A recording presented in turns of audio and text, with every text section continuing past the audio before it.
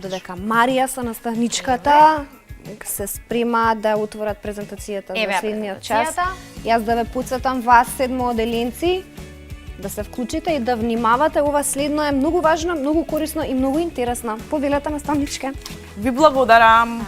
Ова е наставна единица за седмо оделение, за учениците од седмо оделение. Станува збор за наставна единица форми на раскажување и откривање на раскажувач, односно наратор во еден прозен текст. Што ќе научиме овој час? Ќе научиме што е наратор, ќе научиме како да го препознаеме нараторот во еден прозен текст, ќе ги научиме формите на раскажување, а со тоа ви ученици ќе се стекнете со умешност и способност да го препознаете нараторот. Прво ќе тргнеме со повторување. Применуваме една наставна техника, која што многу често знаеме со учениците да ја примениме на почетокот на часот, со тоа што ги насочуваме учениците да размислат. Па поставуваме прашање. Што знам за поимот проза?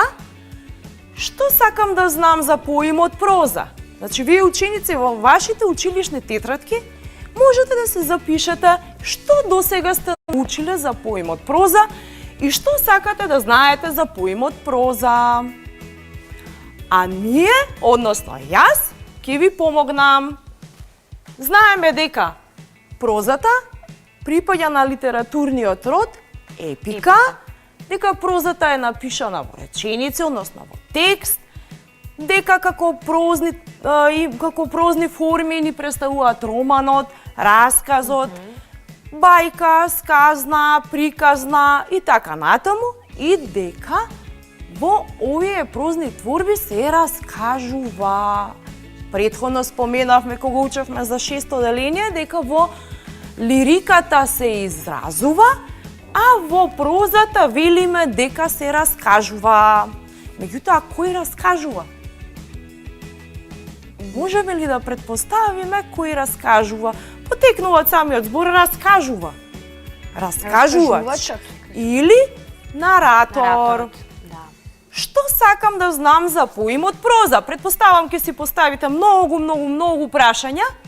Меѓутоа, кога ќе почне учебната година, ви ветувам дека ќе ви ги дадам одговорите на вашите прашања. А јас само можам да предпоставам што може да прашате.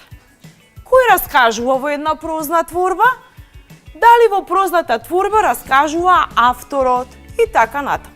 Овој дел, што научив овој час, го ставаме за крајот на часот, каде што учениците ќе треба сами да си пополнат што научивме. Овој дел ни е именуван како игра со облачиња. Имаме две облачиња и во нив имаме запишано автор и наратор. Да видиме, првично треба да направиме разлика помеѓу овие два поима. Автор и наратор. Да предпоставиме дека имаме некоја книга пред нас или некој роман и на самата корица што прво ќе видиме? Па насловот и авторот. Кога е напишано. Така, значи авторот е човекот кој што ја напишал творбата и неговото име стои на корицата од книгата. Наратор, претходно споменавме дека е оној кој што раскажува. За не треба случките. Така, меѓутоа не треба никогаш да поставуваме знак еднакво или равенство помеѓу автор и наратор. Наратор е тој кој што раскажува во прозната творба, меѓутоа внимавајте. Наратор може да биде и е вообичаено некој лик кој што е дел од настаните кои што се случуваат во таа прозна творба. Меѓутоа не мора да значи дека секогаш треба да биде човек. Може да биде животно, може да биде некое растение, може да биде некој предмет и така натаму. Затоа што точно одговоривме, облаците сега ќе ги тргнеме и ќе ни изгрее сонцето кое што е насмеано. Така. И сонцето си има некоја своја приказна. Сонцето сака да ни раскаже приказна која што гласи вака. Едно утро рано задзвони часовникот. Сонливо станав од својата сина небесна постела. Моите другарчиња, облаците, спијат зад планината и срамежливо ги тријат своите дождливи очиња. Да ги погледнеме глаголите. Станав и овој дел моите, зборот моите. На што не асоцира сето ова? Кој раскажува? Така сонцето збори за Јас себе. станав, така и моите другарчиња. Сонцето раскажува, по автоматизам сонцето ни е лик во приказната и истовремено тој и раскажувач и наратор. Така.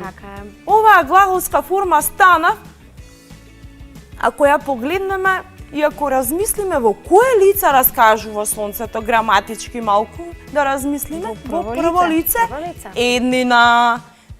Така, имаме повторно извадок од еден текст, станува збор за извадок од расказот Леп за тате од Велко Неделковски и тој ќе го прочитаме кусо. Трчавме низ осите. Тие почнаа да касаат. Првиот убот ме заболе до срце. Мислев дека ќе умрам од вториот. Јас грабам напред. Не толку од храброст, повеќе од инает. Шака ситни оси да ме спречат да купам топол леп за тате, ќе купам топол леп. Тате ќе ми рече, голем да пораснеш иле. Еве ги имаме повторно обележано насоките, односно зборовите, кои што ни полесно ни покажува да го откриеме нараторот. Можеме ли да го добиеме името на нараторот тука? Можеме. По последната реченица, голем да пораснеш Иле. Така, значи Иле е нараторот, веќе го знаеме името на раскажувачот, Иле повторно раскажува во прво лице еднина. Имаме следен изводок од еден расказ Иливата мајка од Глигор Поповски од учебникот по македонски јазик за 7 оделение. Па гласи вака. Имаше место во последната клупа. Изгледа беше задоволен со тоа, зашто таму во аголот тој секогаш можеше да биде сам со себе си. Додека другите деца викаа, се префрлуваа преку клупите, се маваа со сунгерот и изведуваа стотици други ѓаволштини, тој седеше стуткан во својот агол, одсутен. Со мислите далеку од она што се случуваше. Ова ситуација може би позната за во училиштата, така? Да. Така. Сега да видиме нараторот во кое лице тука раскажува? Тој раскажува во трето лице. Во трето лице, така. А можеме ли барем првата реченица да ја измениме, па да го направиме раскажувањето во прво лице? Имав место Имав место во последната клупа. Изгледа бев задоволен со тоа, зашто таму во аголот јас секогаш можев да бидам само со себе си. Така, точно. Да видиме, да изведеме заклучок. Со овој шиматски приказ ќе изведеме заклучок, она што го научивме денес. Наведен ни е поимот наратор. Да. Заклучивме дека нараторот може да раскажува во прво лице, во трето лице. Уште нараторот кој што раскажува во трето лице го нарекуваме сезнаечки наратор. Од тука, кога раскажува нараторот во прво лице, велиме дека раскажува настаните како нему да му се случиле и многу често тој е учесник во самите настани, а нараторот во трето лице, односно сезнаечки наратор, велиме дека само имал увид во настаните кои што се случиле на ликовите во прозната творба. Имаме вежба да го препознаеме нараторот во извадокот. Само кусо, 2 звезди светкави точки на небото. Дзиркаа помеѓу зелените лисја на јаболкницата. Тие како да се чудеа на сиромаштијата во нашата малечка кукичка. Ги гледав замечтаено низ прозорецот и мафтав со едната рака за да ги повикам во мојата соба и да ја продолжиме играта. Можеме ли да предпоставиме во кое лице раскажува нараторот? Во прво лице. Во прво лице, што ни е показател? Гледа, гледав низ мафтав, мафтав и ги повикам, мојата соба, така? Точно. И заклучуваме дека самиот наратор тука е учесник во настани. Да. И домашна задача за учениците од 7 одделение, знам дека едва и чекате да дојде тој момент за да дадеме домашната задача. Имаме еден започнат прозен текст кој што ќе треба да го продолжите според онака како што вие си замислувате. Меѓутоа, внимавајте на нараторот.